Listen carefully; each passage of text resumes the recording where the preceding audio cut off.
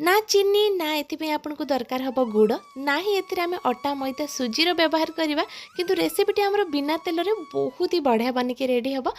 देखिए जापे रेसिपीटी केते परफेक्ट नरम तुलतुलिया बनिक रेडी होती जोटा पाटे पकौ पकौ ही मिल बहुत ही कम समय मध्य बन आ घरे थिबा अल्प किसी सामान को लेकिन बन तो एक बनवाई वीडियो को शेष पर्यटन देखी नियंतु। वीडियो पसंद आसले लाइक निश्चय करने और जब फेसबुक पेज देखुए पेज को फॉलो करने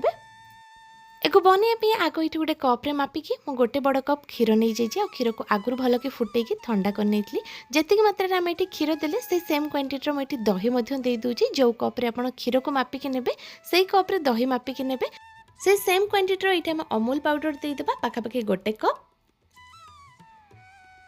मिठा पई एठी मो चीनी बा गुड़र व्यवहार करनी से मुझे मिल्क मेड यूज करुँची आपन पाखे मिल्क मेड ना ताहले आपन को चीनी मध्य दे पारिबे चीनी टिके ग्राइंड करके देदेबे जहाँफल टेस्ट भी भल आसीबो भल के मिसीज एबे मिल्क मेड रू अल्प किछि मिल्क मेड एथरे ऐड करनबा जो क्वांटिटी मते मिठा दरकार सेतिके अनुसार मुझे मिठा दे दूची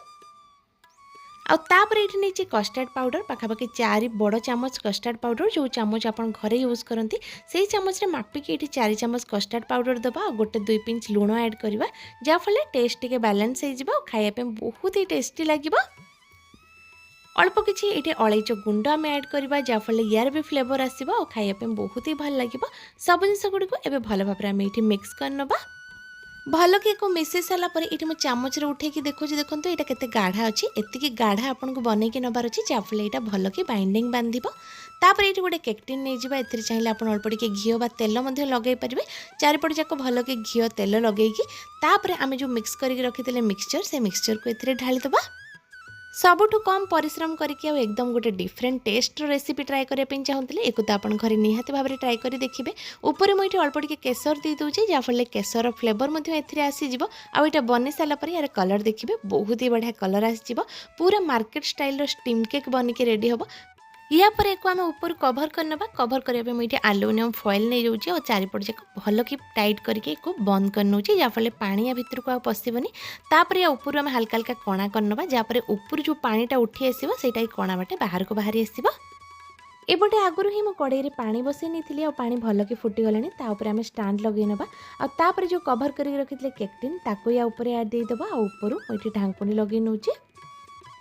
पाखापाखि 15 ରୁ 20 मिनिट को ये लो टू मीडियम हिटर रखिकी स्टीम होगापी छाड़ीदबा आ पूरा 20 मिनिट पर मुझे यार ढांकुणी बाहर करके देखी 15 ରୁ 20 मिनिट्र समय दबा आ भितर आमर बनीज स्टीम जोड़ा कि मार्केट रे आपण बहुत समय किणिकी खाई था किंतु घरे गोटे थर ट्राए कर देखिए तार मजा पूरा पूरी अलग एवं आम ढांकुणी बाहर करनबा पानी देखी दिंतु पूरा पूरी सुखी आसला ये पानी क्वांटिटी देखिए आप जानीपर यहाँ बनीची कि ना तापर एल्युमिनियम फॉइल को बाहर करके गोटे थर एक चेक करने जब यहाँ भलसे बनी नाले आउ 5 मिनिट 10 मिनिट पर आम ये स्टीम होगापी छाड़ीदबा